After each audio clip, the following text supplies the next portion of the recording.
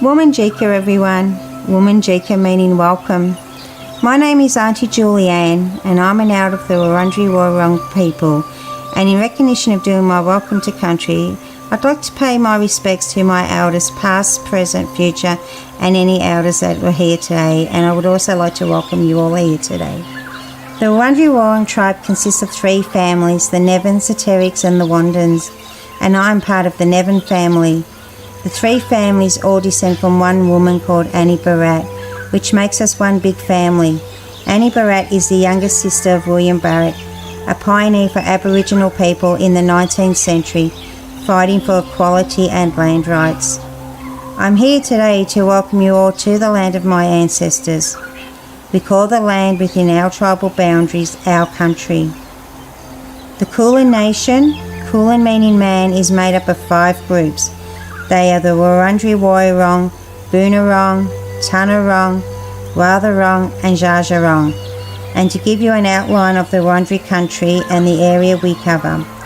Wurundjeri country extends from north to the Great Dividing Range, east to Mount Baw Baw, south to the Mooloolah Creek and west to the Werribee River. We cover a diverse range of land from the mountains to the beach and everything in between. Many thousands of years ago, if an Aboriginal person from another tribe wanted to cross our boundary, they would have to sit at the boundary and wait for the Narragadah, which is the headman, or an elder to come past to give permission to cross. Traditional Aboriginal culture was highly territorial, and visitors risked a violent reprisal for crossing a tribal or clan boundary without this permission, and this is how a welcome to country originated in our culture. Traditionally, being welcomed onto country meant you respected Bunjil's law. Bunjil the wedge-tailed eagle is our creator, and Wah the crow is our protector. And as long as you looked after the country, you had access to our waterways and our land resources. And when you enter our country, we ask that you respect our resources, our fauna, flora and water, as they are very special to us. And when you are ready to leave, we ask that you leave it the way you found it.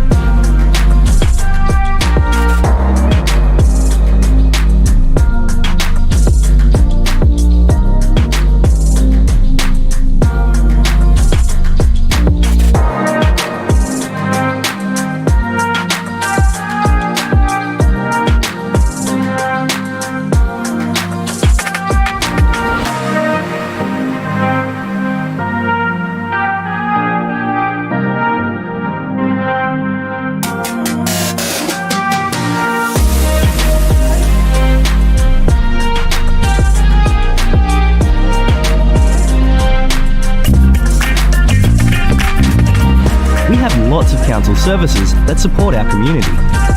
We support families with children, including health services for children and mums, vaccinations, playgroups, childcare, and kinder. We support young people in our community. Through events and activities, we have services that can support people with disability, older people, and carers and family of people with disability and older people.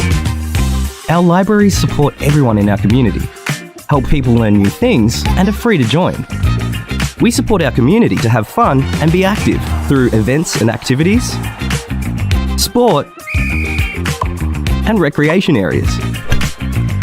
We help look after our places and spaces, the environment, and local businesses.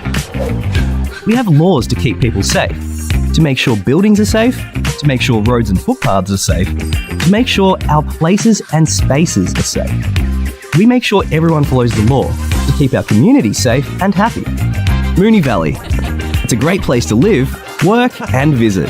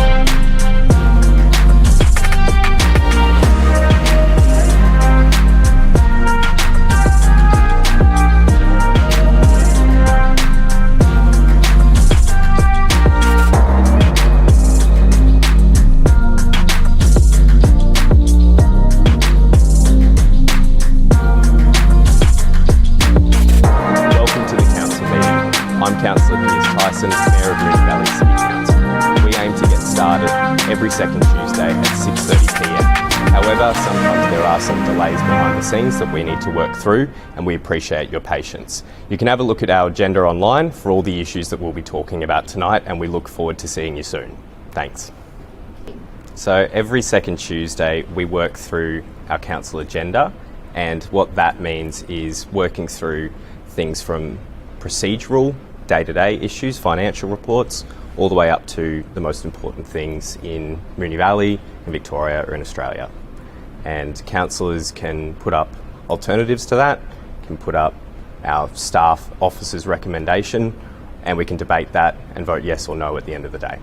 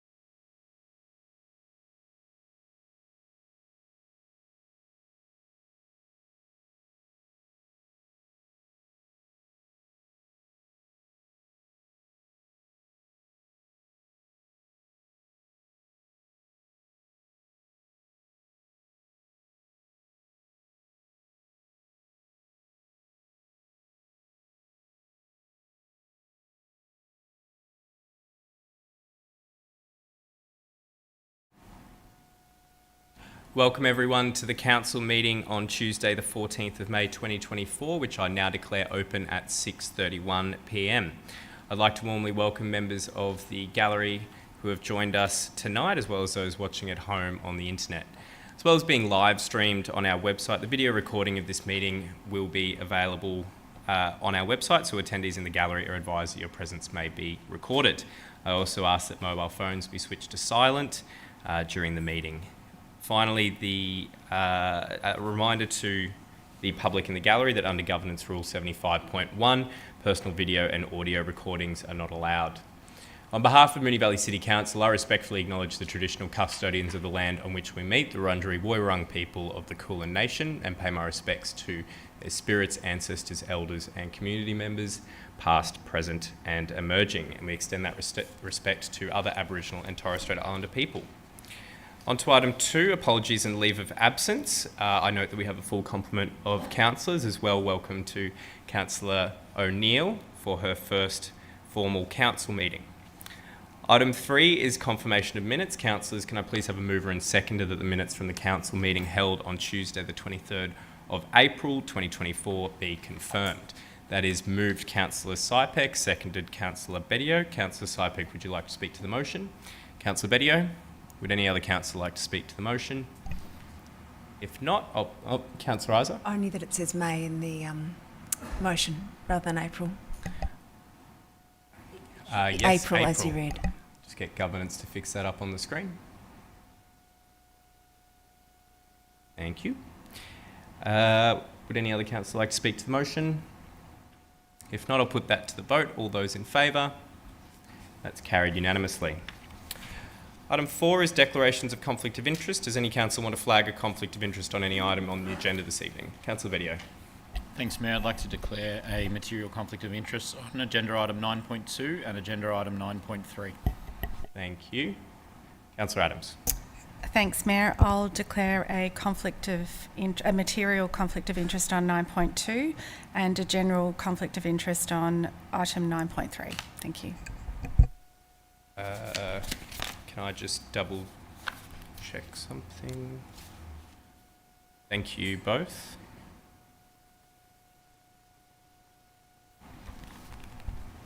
Check that's fixed in 2.2 rather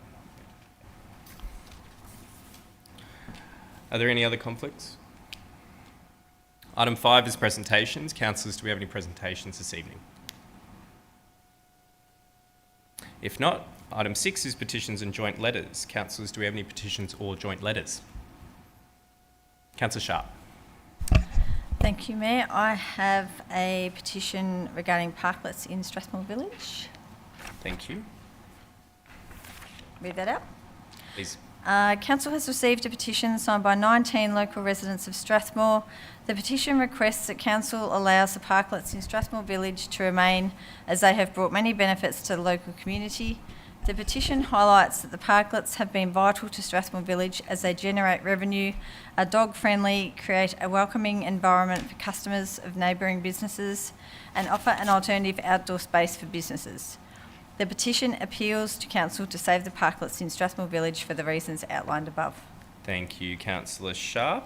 In accordance with Governance Rule 62.4, I'll refer that petition to the CEO for consideration. Councillors, are there any others? Councillor O'Neill. Thanks, Mayor. I have a petition regarding parking bays on Mount Alexander Road and Sturt Street in Essendon. Council has received a petition from 30 vehicle owners at 1064 Mount Alexander Road, Essendon, requesting an urgent review of parking bays on Mount Alexander Road and Sturt Street, Essendon. The petition requests a review on the basis that the parking bays are a major safety issue for car and large vehicle drivers. Thank you, Councillor O'Neill. Under Governance Rule 62.4, I'll refer that to the CEO for consideration. Are there any others, councillors? Councillor Adams. Thanks, Mayor. I'd like to table the petition titled Road Occupancy Permit Fee, St Vincent de Paul Primary School.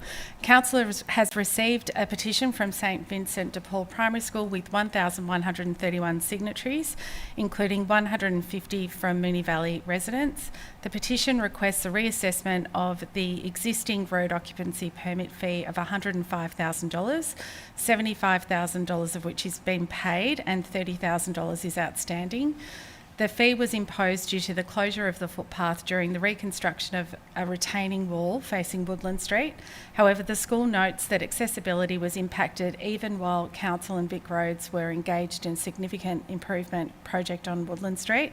As a non-profit, low-fee, non-government school, the school has expressed that the fee has imposed a significant financial burden, impeding their ability to allocate resources towards the education, mental health initiatives and well-being of their students. The school has urged the council to repeal the fee entirely. Thank you. Thank you, Councillor Adams. Under Governance Rule 62.4, I will also refer that to the CEO. Are there any others? Councillor Isa. Thanks, Mayor. Council has received a joint letter led by Moonee Valley Bicycle User Group, Moonee Bug, endorsed by Moonee Valley Sustainability, Bicycle Network, Friends of the Earth Melbourne, Public Transport Users Association and Flemington Traders Association, calling on Council to form and fund a working group to drive the Flemington Bridge interchange project forward. The joint letter proposes objectives of the group such as to advocate for and secure funding, work with stakeholders and identify improvements in the long-term plan. Excuse me. The joint letter urges Council to prioritise the project so as to protect public transport users, enhance their transport options and revitalise the Moonee Ponds Creek public space. Thank you, Councillor Isa. Also, under Governance Rule 62.4, I refer that joint letter to the CEO for consideration. Are there any others? Councillor Sypek. Thank you, Mr Mayor. Council has received a petition signed by approximately 350 people, all local residents, and the petition requests the Council to reinstate funds back into the budget that was allocated for the aviation-themed playground at Centreway, Keilor East. And the reason for that the current playground is inadequate, small, ageing, and there has been an influx of young families into the area, resulting in an increased use of the park. And the current equipment does not cater for the current usage. And also, this is only the first wave. I've been told there's another wave coming from the St Christopher's Primary School as well. Thank you, Councillor Sypek. Under Governance Rule 62.4, I refer your petition to the CEO for consideration. And just one more thing. Are there any others? Sorry, Councillor Sypek, no. Sorry. Unless you have another petition? No, joint just letter? with this, I just forgot to say something. The residents have requested this to go into the budget submission as well. So that would be a separate process, but they can certainly request that. Thank you. No problems. Are there any other petitions or joint letters? Item 7 is public question time, and we've received 8 tonight. The first 2 are from David Uber, who is here this evening, so I'll ask David to join us at the podium. Just check the mic's on for you, David. No. There we go. Go ahead. Thanks very much. What's your first question, David? Good evening, everyone. My first question is to cross Ascot Vale Road at the intersection of Epsom and Racecourse Road. Pedestrians need to walk over 100 metres to access a signalled crossing. What is Council doing to enhance the convenience of walking and active transport in the area, particularly given the new Racecourse apartments, where pedestrians will be effectively cut off from the other side of Epsom Road? Thank you, David. I'll refer your question to the CEO to respond. Thank you, David. Susan Mayor, we acknowledge the importance of Racecourse Road and Epsom Road for community connectivity and are working closely with the City of Melbourne to enhance active and public transport infrastructure through the development of a strategic improvement plan for the area. Additionally, we understand the City of Melbourne development at 200 Epsom Road includes new pedestrian signals at Epsom Road and upgraded signals at Racecourse Road. Thank you. Thank you, CEO. And David, your second question? Fantastic, thank you. My second question is that one of the building blocks of our healthy city is that our city is connected with accessible, active and sustainable transport choices. What is Council doing to encourage its own staff, contractors and officers to use active and sustainable transport to commute to work, move around our community on Council business? Thank you, David. I'll ask the CEO to respond. Thank you, David. Susan Mayer, Council is committed to increasing sustainable and active transport participation across the municipality and promotes sustainable and active transport options such as green travel loan programs. Additionally, staff can use council-provided bikes and access to public transport passes to undertake council business. Thank you.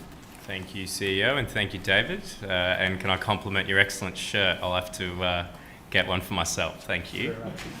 Our next two questions are from Jim Schumann, who is joining us this evening. I'll ask Jim to come to the podium. Hey, Jim, go for your first question. Thank you. First off, I want to just say thank you to everybody. I know that this might not be the most sort of job that gets the most pats on the back, but I do appreciate the work that you're all doing, and it is valuable, and the Moonee Valley is still, I think, one of the best communities in the state of Victoria. So, having said that, the question I have is around telecommunications.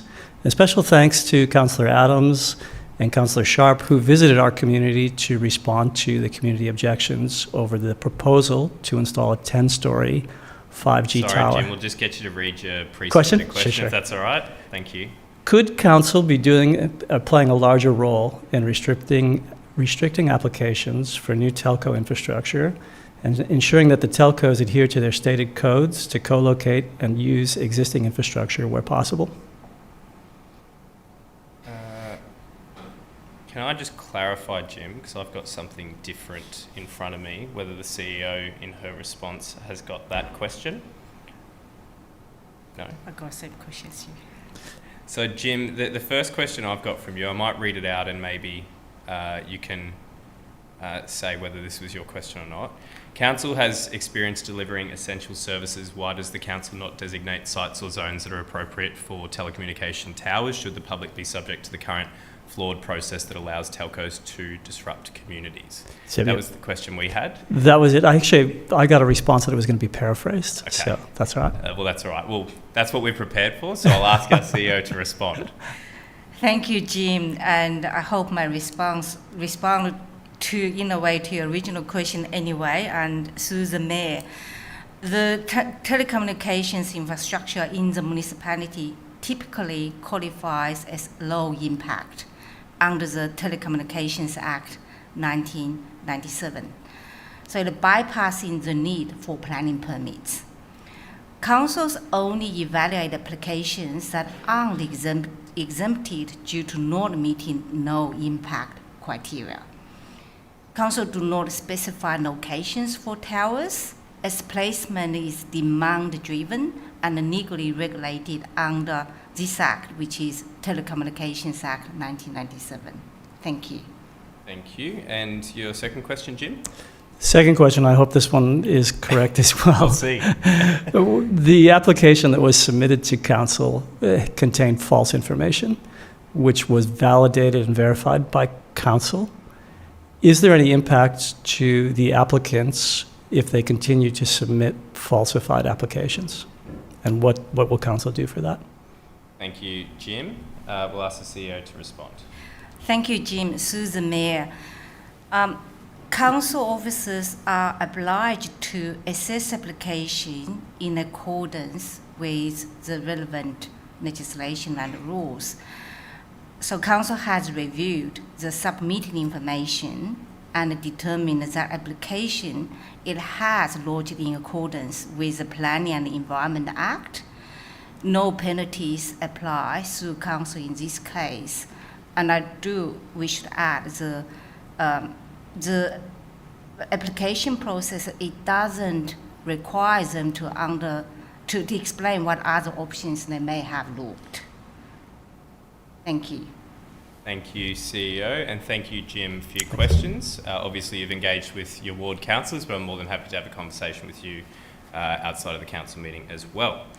The next two questions are from Peter Robinson, who is not here this evening. Peter's first question is, Are any councillors under IBAC investigation making decisions on MVCC budget allocation to sporting clubs? And I'll ask the CEO to respond. Thank you, Peter. Through the Mayor, Council does not comment on any current IBAC investigations. Thank you. Peter's second question is, what is MVCC doing about the crime-ridden Flemington hub? Local police have recommended that children stay away from this hub due to the amount of drug dealing in the vicinity. Security needs to be provided. I'll ask the CEO to respond. Thank you, Peter. Through the Mayor, Victoria Police advised council officers that they have not issued any such warnings. There is not a significant issue with crime in the Flemington estate, and that in fact the crime has decreased significantly over time. Therefore, Peter, your statement is not supported by advice received from Victoria Police. Thank you. Couldn't have said it better myself.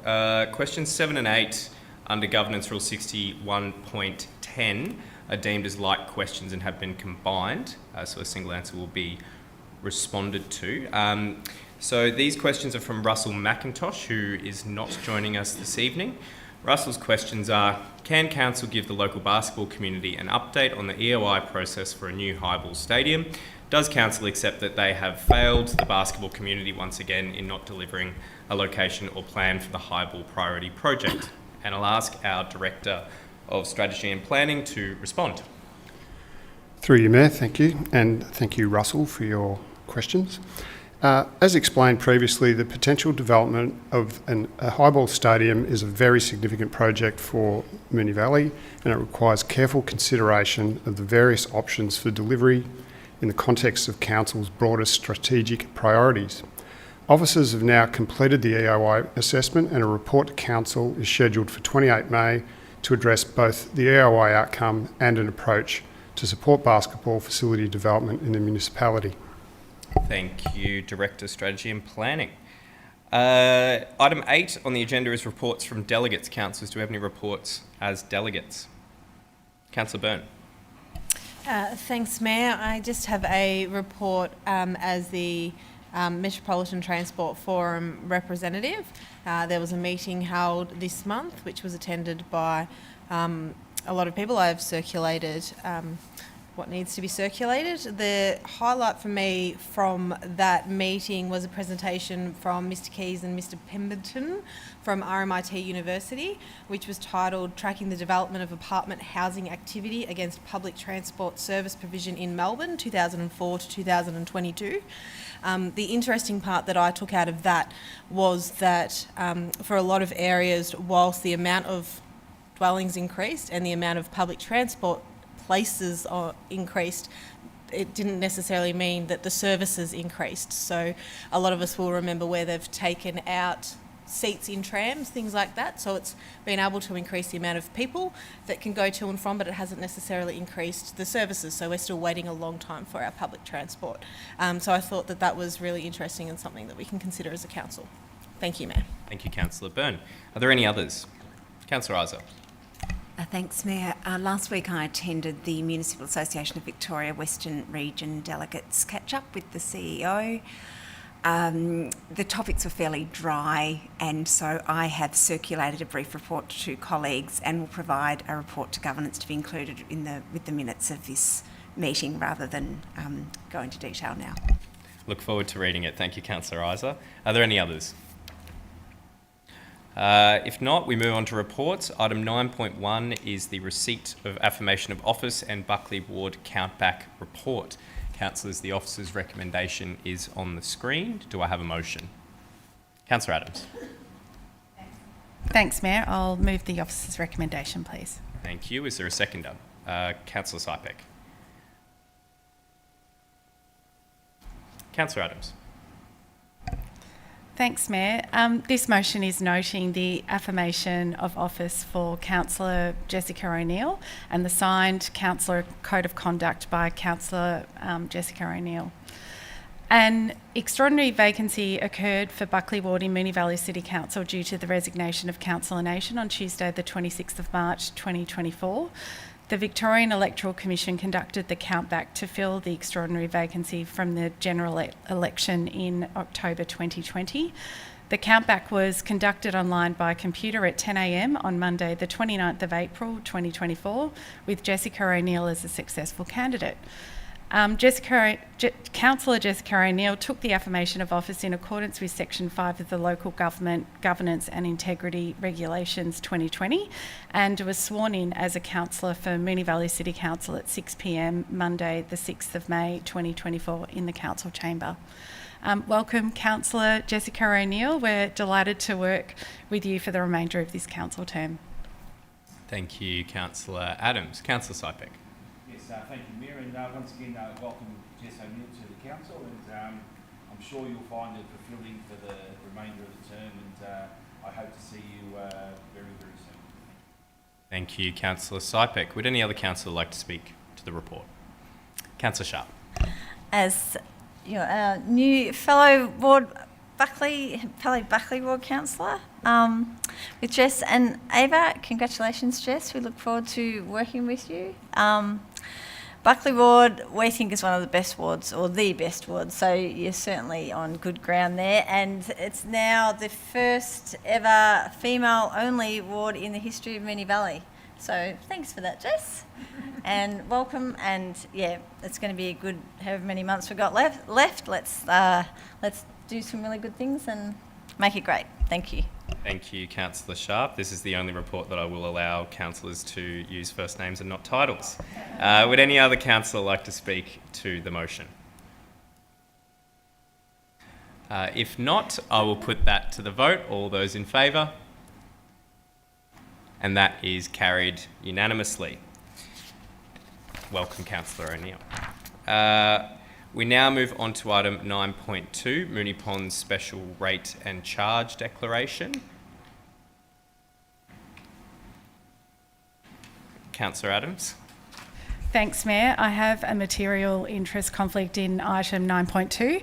A family member owns a property that is affected by the Moonee Ponds Special Rate and Charge. I also have a general interest conflict in item 9.3. A family member owns a property that is affected by the footpath trading policy and guidelines, so I'll step out now. Thank you. Thank you. Councillor Bedio.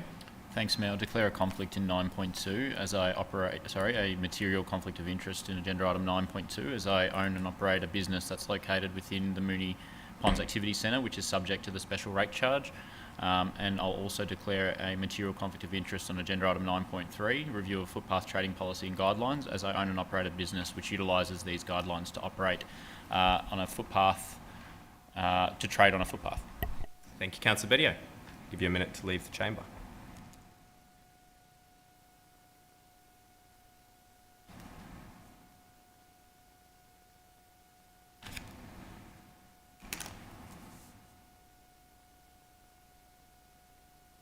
Councillors, the officer's recommendation is on the screen. Do I have a motion? Councillor Hodgson. Thank you, Mayor. I will move the officer's recommendation. Thank you. Is there a seconder? Councillor Isa. Councillor Hodgson.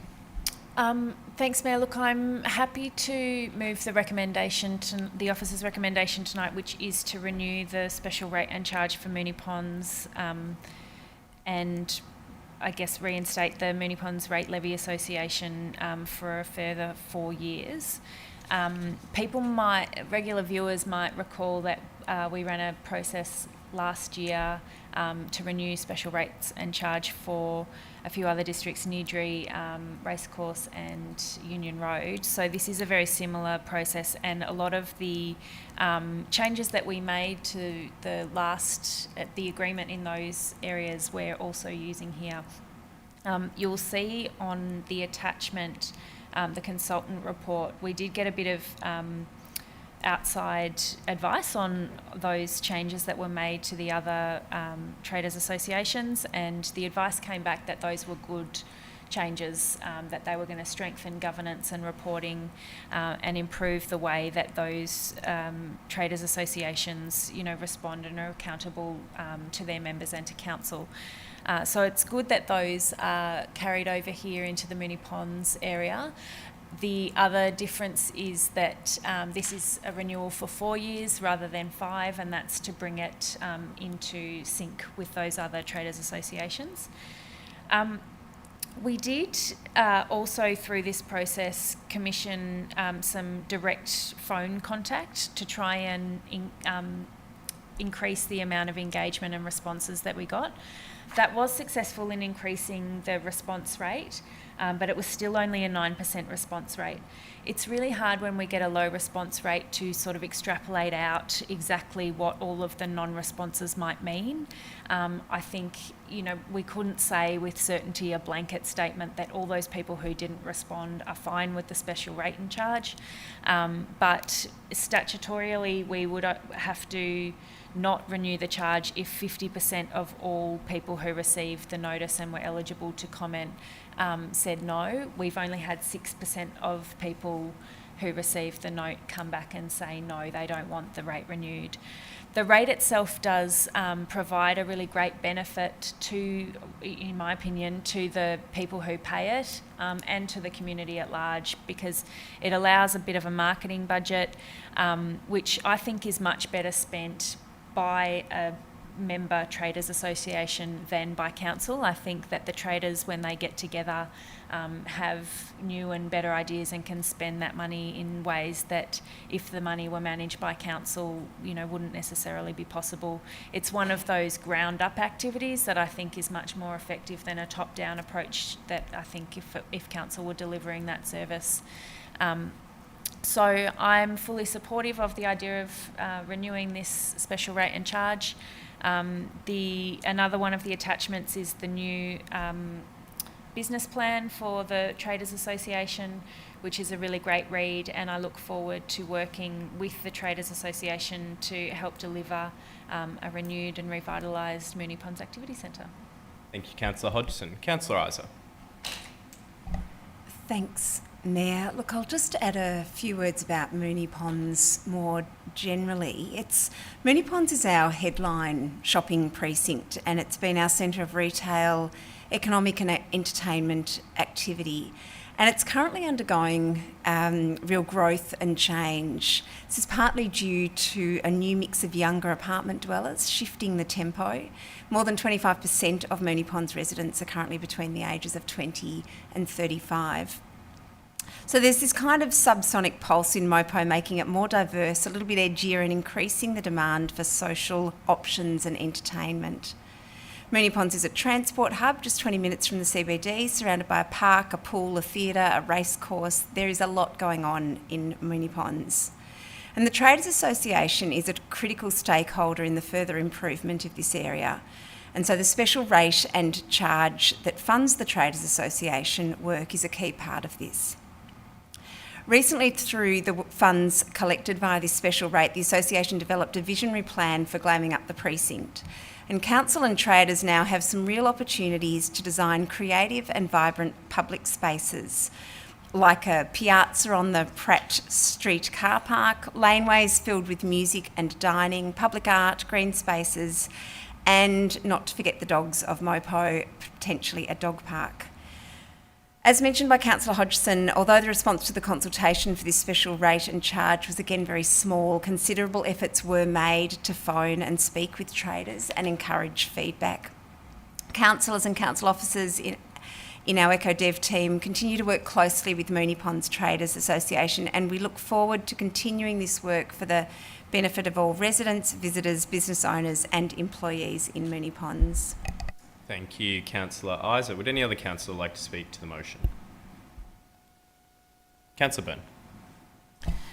Thanks, Mayor. And look, I'll be supporting it, but I did want to just make note of the people who did put in objections. As mentioned, there wasn't many. I think there was around that 30 mark. But for people who are interested, there were people who put in support as well. And if you go online, you can see quite a lot of the information. It's quite a lot is public, so you can have a look, and it really gives a really good idea of why people were for it or potentially why they were against it. And I think it's I've got no doubt that the Traders Association will look into why people didn't necessarily think that it was of benefit and how that can potentially be improved. We've done a few of these now in this council term, and a lot of the feedback I seem to think is quite similar across different precincts. And it really is that if you are a part of the precincts, if you don't necessarily like how things are going, reach out to your traders association, because most of the people I've met on traders associations, they do really want to help. They want to try to get the ideas of everyone and really try to improve the area. There is a lot of goodwill that goes into these traders associations. So, but I did want to, yes, make note that I have read the objections, and I do take note of the cost of living crisis. That comes up quite a few times in the objections. Completely understand that it is a tough time for a lot of businesses, but I do think that there is an overall benefit for the precinct, being the Puckle Street precinct, the Moonee Ponds precinct, by going ahead with this charge. Thanks, Mayor. Thank you, Councillor Byrne. Would any other councillor like to speak? If not, I'll put that to the vote. All those in favour? And that's carried unanimously. We now move on to item 9.3, review of footpath trading policy and guidelines. And as previously stated, Councillor Adams and Bedio have declared a conflict of interest on this item. Councillors, the officer's recommendation is on the screen. Do I have a motion? Councillor Sharp. Thank you, Mayor. Move the officer's recommendation. Thank you. Is there a seconder? Councillor O'Neill. Councillor Sharp. Thank you, Mayor. This is somewhat of a procedural motion. It's just tidying up to a degree the footpath trading policy and guidelines that relate to obviously footpath trading and parklets that have been implemented throughout Moonee Valley since 2020, since COVID, and that was a way of getting businesses to be able to function throughout COVID,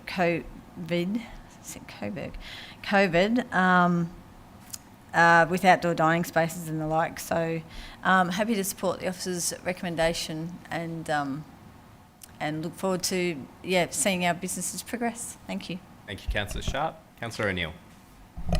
Thanks, Mayor. Thank you to the team who worked behind the collaboration of this report and into reviewing the policy and guidelines. I was happy to read that there's a strong uptake by local businesses, indicating that the current guidelines are a success. And it's good to see that there's clear criteria on assessing applications for trading permits, in particular parklet applications, to minimise disruption to parking and access to pedestrians on our footpaths. Continuing having the parklets and the outdoor dining, it just ensures our streets and activity centres look presentable, lively and inviting, and I think it's a good direction to move in to ensure Moonee Valley is the city people want to visit. Thank you, Councillor O'Neill. Would any other councillor like to speak? Councillor Hodgson. Thanks, Mayor. And look, the report is coming back to us as well, because when we first introduced the new policy and guidelines, it came with a newly introduced fee structure as well. And if I recall correctly, we wanted a bit of progress a year into the new fee structure, but before we set the fees and charges for the final budget, to just make sure that that was all working really well. As Councillor O'Neill's mentioned, we've had a really good uptake with that, and the report indicates that they think that that has demonstrated that where our fees and charges are sitting matches, where businesses feel there's an economic return to having them and that they're happy to pay the fees and charges. So that feedback's really great to see, as well as the increased uptake, as Councillor O'Neill mentioned as well.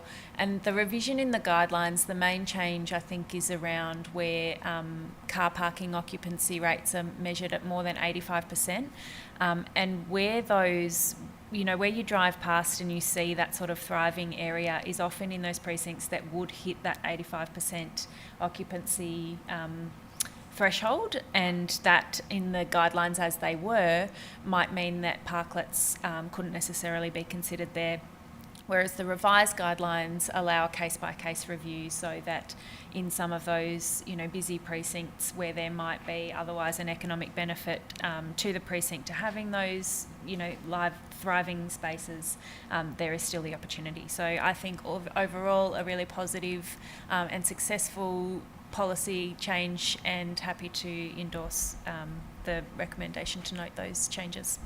Thank you, Councillor Hodgson. Would any other councillor like to speak? Councillor Sypek. Thank you, Mr Mayor, and I too agree with my colleagues. After COVID, I think footpath trading has had a different view throughout the municipality. I'm pretty sure throughout a lot of other municipalities.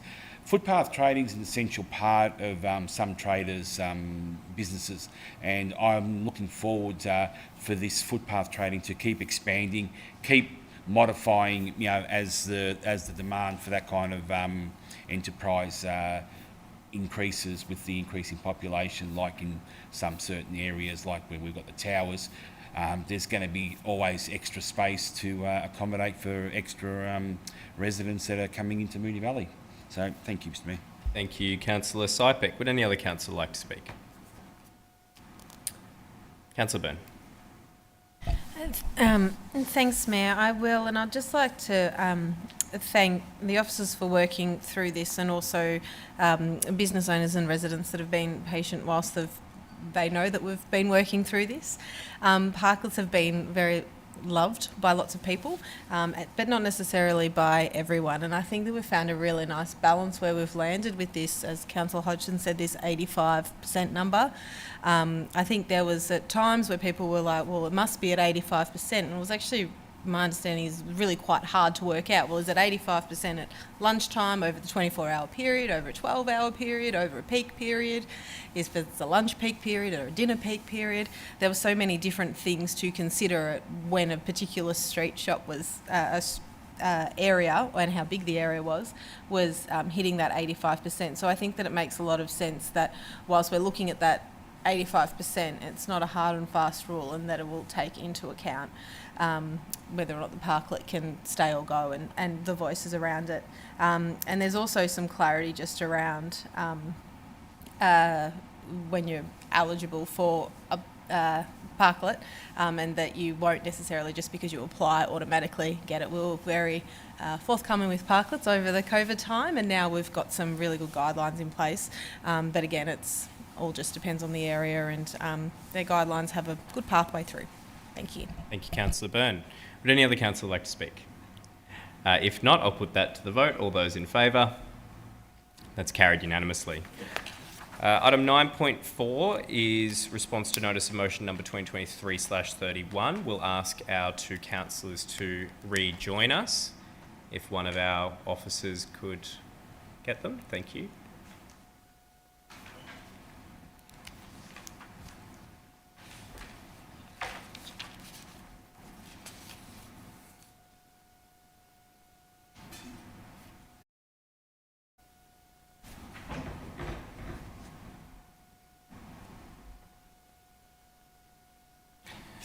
Welcome back, councillors. Item 9.4, response to notice of motion number 2023/31, heatwave planning and the Gerring Flemington Hub.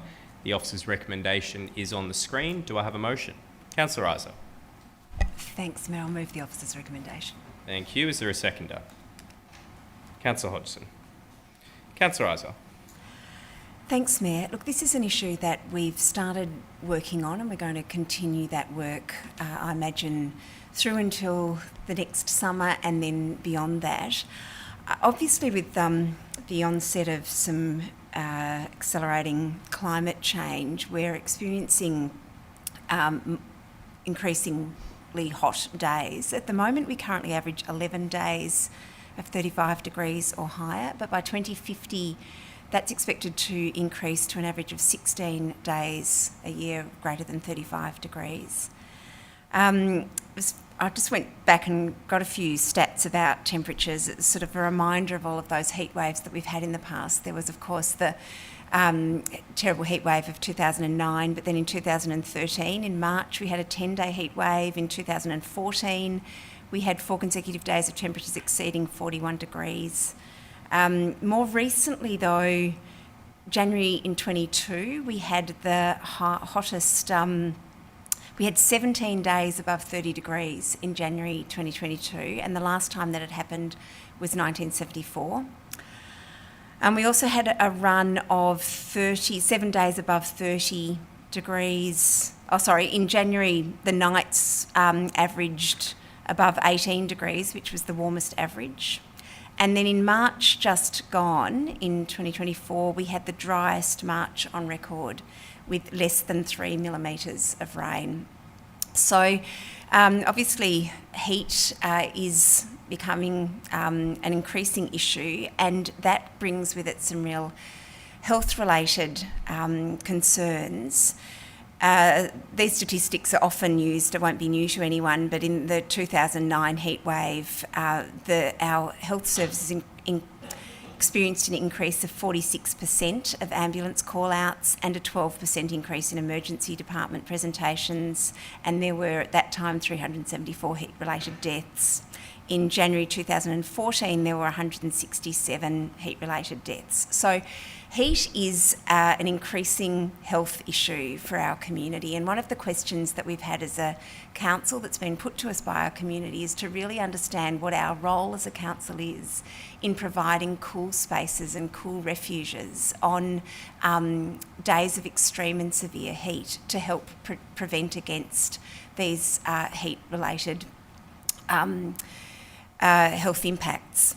And so this work that's been done by our council officers to try to clarify this has been really important. And as I say, it will be ongoing work because we're still trying to work through with the various state agencies what the expectations of councils are, what sorts of spaces we should be opening for our community, and then of course how we can resource those. And they're questions that I'll be taking to the MAV State Council on Friday for some further advocacy for consistency across the board, because what our officers have really, uncovered in their ongoing research on this is that one of the triggers that they thought would come from the state government around when councils should act isn't in fact a trigger that's given by the state government.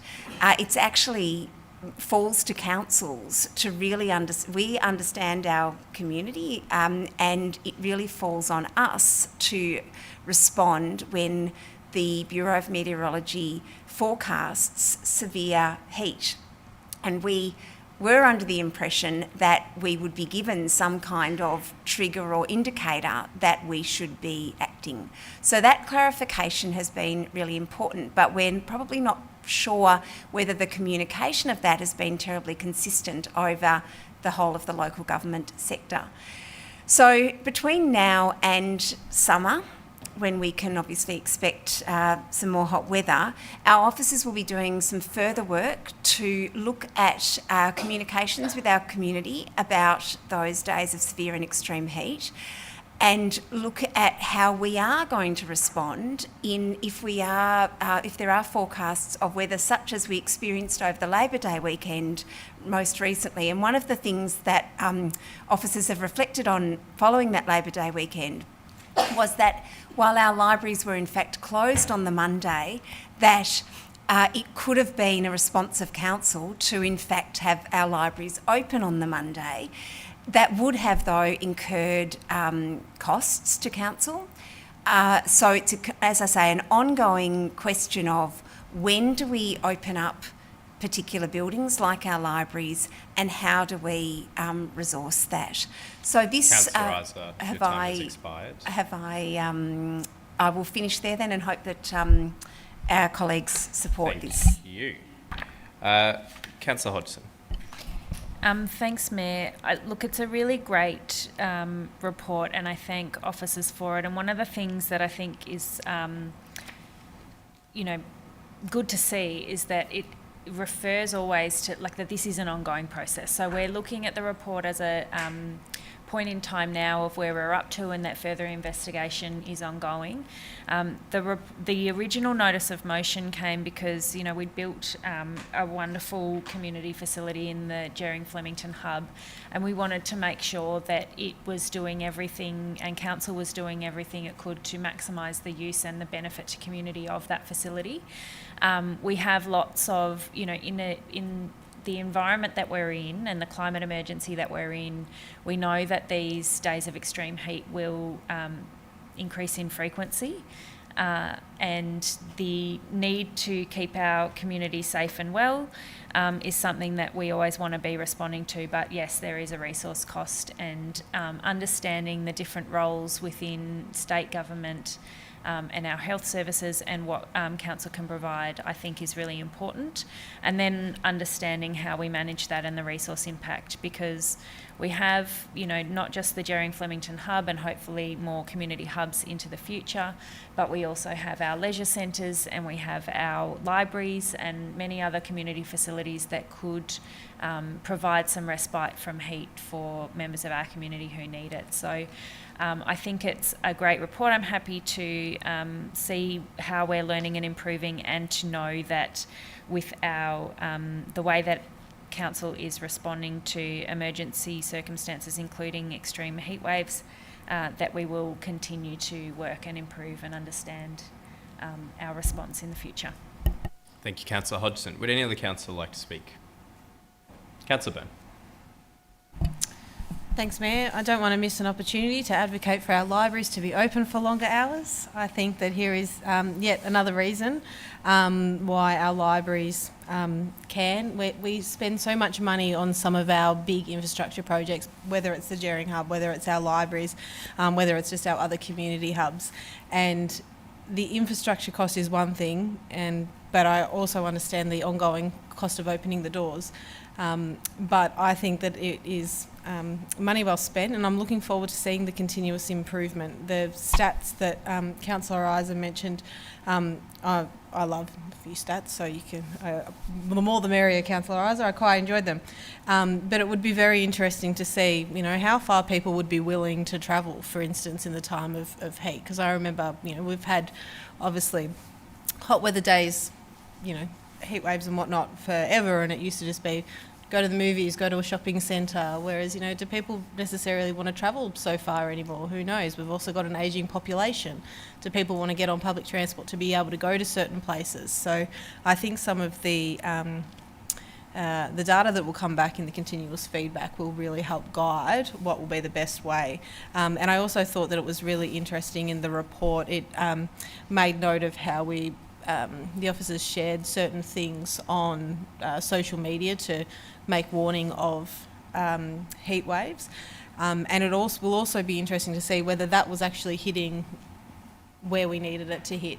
Are the people who are at risk in heat waves getting that messages, or is it more of a advocacy campaign for check on your neighbours might have been potentially better or different? Who knows? But I'm glad that we're a council that's taking the lead on this, so thank you. It's be very interesting to see where it goes in the years to come. Thanks, Mayor. Thank you, Councillor Byrne. Would any other councillor like to speak? If not, I'll put that to the vote. All those in favour? That's carried unanimously. We now move on to item 9.5. The next item relates to the CEO and employment, and so she will be leaving the chamber. As it's the last report on the agenda, we wish her good night. Give her a moment to leave. Councillors as well, before we commence this one, I will remind councillors that there is a confidential attachment, so I'd appreciate not referring to the contents of that. Item 9.5 is review of the CEO employment and remuneration policy and the appointment of an independent advisor. Councillors, the officer's recommendation is on the screen. Do I have a motion? Councillor Bedio. Thanks, Mayor. I move the officer's recommendation. Thank you. Is there a seconder? Councillor Sharp. Councillor Bedio. Thanks, Mayor. I'll be brief. This motion was brought to us as a recommendation from the CEO Remuneration Committee. And in essence, what it does is it puts forward an independent advisor to be the chair of the committee as opposed to yourself as mayor. And that's in line with best practice in local government. And that's what has been advised to us. So I'm happy to support that as it is best practice. And it has appointed Mr. Michael Malouf as the independent advisor as part of that recommendation. So I'm happy to support. Thank you, Councillor Bedio. Councillor Sharp. Happy to support this recommendation and concur with Councillor Bedio. Thank you. Thank you. Would any other councillor like to speak? If not, I'll put that to the vote. All those in favour? That's carried unanimously. Councillors, item 10 is notices of motion. There are none listed on the agenda. Item 11 is urgent business. Councillors, do we have any urgent business? No. Item 12 is confidential reports, and we have none on the agenda as well. So therefore, I will close the meeting at 7:20, and we wish everyone a lovely evening, and we'll see you next time. Thanks for joining us.